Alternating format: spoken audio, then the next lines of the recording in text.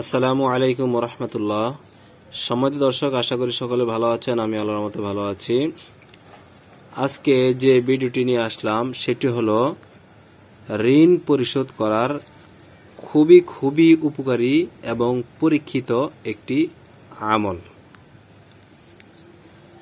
আমাদের মধ্যে এমন কেউ নেই যার কমবেশ ঋণ নেই। অনেকের বিশাল বিশাল ঋণ রয়েছে, ঋণ পরিশোধ করার মতো কোনো রাস্তা খুঁজে পাচ্ছেন না। তাদের জন্য আজকের এই গুরুত্বপূর্ণ আমলটি। এই আমলটি আপনি সুন্দর মতো করতে পারলে, নিয়ম অনুসারে করতে পারলে অবশ্যই আল্লাহ তাআলা আপনার সকল ঋণ পরিশোধ করে দেওয়ার ব্যবস্থা করে দিবেন। আর সে আমলটি হলো প্রতিদিন সকালে সূর্যোদয়ের পূর্বে আকাশের দিকে তাকিয়ে ইয়া শাকুরু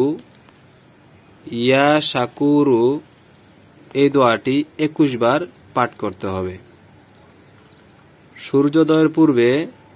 প্রতিদিন সূর্যোদয়ের পূর্বে আকাশের দিকে তাকিয়ে ইয়া শাকুরু এই দোয়াটি 21 বার পাঠ করতে হবে 7 দিন। গ্যাপ দেওয়া যাবে না, মিস করা যাবে না। 21 বার পাঠ করতে হবে 7 দিন। তাহলে অবশ্যই আল্লাহ তাআলা আপনার ঋণ পরিশোধ করার ব্যবস্থা করে দিবেন। এটা হলো 1 নাম্বার। দ্বিতীয় দোয়াটি হলো বিসমিল্লাহির রহমানির রহিম। একটা কাগজের টুকরার মধ্যে বিসমিল্লাহির রহমানির রহিম লিখে তিলকা আয়াতুল কোরআনি ওয়া কিতাবিম মুবিন এই আয়াতটি লিখে সাথে রেখে দিলে অবশ্যই আল্লাহ তাআলা ঋণ পরিশোধ করার ব্যবস্থা করে দিবেন। সেটা হলো সূরা নামল এর আয়াত নাম্বার 1। ঠিক আছে? তো এই আমলটি যদি আমরা সবাই করতে পারি তাহলে অবশ্যই নিয়ম অনুসারে করতে পারলে আল্লাহ তাআলা আমাদের ঋণ পরিশোধ করার ব্যবস্থা করে দিবেন।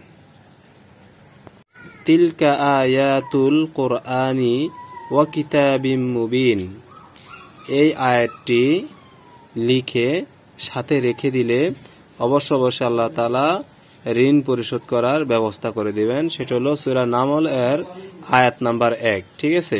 তো এই আমলটি যদি আমরা সবাই করতে পারি তাহলে অবশ্যই নিয়ম অনুসারে করতে পারলে আল্লাহ তাআলা আমাদের ঋণ পরিশোধ করার ব্যবস্থা করে দিবেন। তিলকা আয়াতুল কোরআনি ওয়া কিতাবিম মুবিন এই আয়াতটি লিখে সাথে রেখে দিলে অবশ্যই আল্লাহ তাআলা ঋণ পরিশোধ করার ব্যবস্থা করে দিবেন। সেটা হলো সূরা নামল এর আয়াত নাম্বার 1।